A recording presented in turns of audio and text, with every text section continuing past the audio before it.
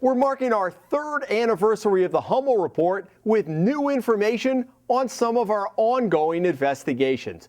We begin with our first story from nearly 3 years ago that ultimately led to a criminal investigation and charges against a corrupt politician. So you wrote him a check? Paid him cash. You paid him cash? Mm-hmm. Do you usually pay people cash and $4,000? Well, whatever, the guy did the job, that's what I paid him. It took 2.5 years, but our interview with Central Falls Mayor Charles Moreau eventually led to federal corruption charges by the U.S. Attorney last month. In that interview, we asked him about a free furnace he had received from a friend and contractor doing board-up business with the city. It was a much different Moreau, who had publicly taunted law enforcement to bring charges if they had something on him, emerging from federal court last month after agreeing to plead guilty to the charges. Mr. Moreau, do you owe the people of Central Falls an apology? I do. And will you give it to them? No. And with that, he hopped into a waiting car. But Moreau, who had resigned as mayor just hours earlier, will be back next month to find out just how long his prison sentence will be. Back in June, we told you about huge spending increases in the central Coventry Fire District. Well, our story soon became the talk of the town, and last week, angry taxpayers showed up at a meeting to tell officials, get your act together. Is it a deficit or not a deficit? We are in the process of having our finances audited. Taxpayers picked up where they left off 6 months earlier when they gave the district board an earful about budget and tax increases that we highlighted in our report last spring. We found the district's budget had increased 65% over the past 5 years. At the annual meeting October 1st, the board chairman, who would be voted out later in the night, proposed adopting the budget before telling voters how it would impact their tax rate. You don't know this, you don't know that, you don't know anything.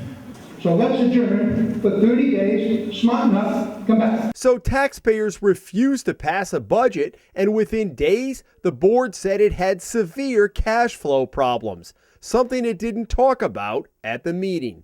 On October 15th, the Superior Court judge appointed a special master to take financial control of the department.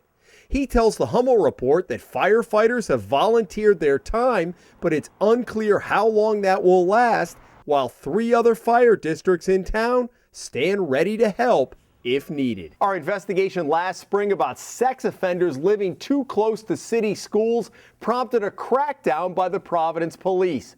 And that led to a lawsuit being filed by the ACLU on behalf of the sex offenders. We found more than a dozen level 2 and 3 sex offenders living within 300 feet of schools, a violation of a state law passed 4 years ago. The ACLU filed suit on behalf of 3 of the offenders who received special treatment at a facility on Elmwood Avenue that we cited. The police ordered them out within 30 days, shortly after our story ran. For them, using a vague 300-foot provision of state law to essentially evict them from a place that supports their stability is entirely at odds with the overall goals of sex offender laws and rehabilitation. After the suit was filed, the city agreed not to evict the 3 until the case can be heard by a Superior Court judge. 3 brand new wind turbines along the Providence waterfront had been sitting still for most of 2012. Well, that's about to change. The Narragansett Bay Commission, which had hoped to have the turbines running last month, tells the Hummel Report it ran into some equipment issues and is waiting for replacement parts. Officials hope to begin testing the turbines this month and have them fully operational shortly after that. In late August, we told you about a disabled military veteran on Block Island who wanted to help his fellow veterans on the mainland. Well, last week, he got his wish. Avery Kirby designed this tray, which he dubbed Independence, after having a stroke several years ago. The tray steadies his walker and allows him to carry an assortment of items. He made 50 of the trays for his fellow veterans at the VA hospital in Providence, but the VA said the trays didn't meet the manufacturer's specs and wouldn't take them. which meant the trays sat unused in Kirby's workshop on Block Island. After our story in August, several people contacted us saying they would like one of the trays. Then last month, the Veterans Home in Bristol said it could use them. So Kirby and his son Chris transported them from the island 2 weeks ago, delivering the trays to the Veterans Home. Finally, our ongoing update on train traffic and parking count at the new Wickford Junction commuter rail station.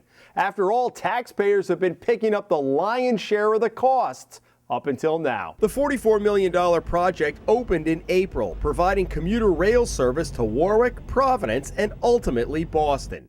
DOT Director Mike Lewis told us 1,500 people are projected to use the service daily by the year 2020.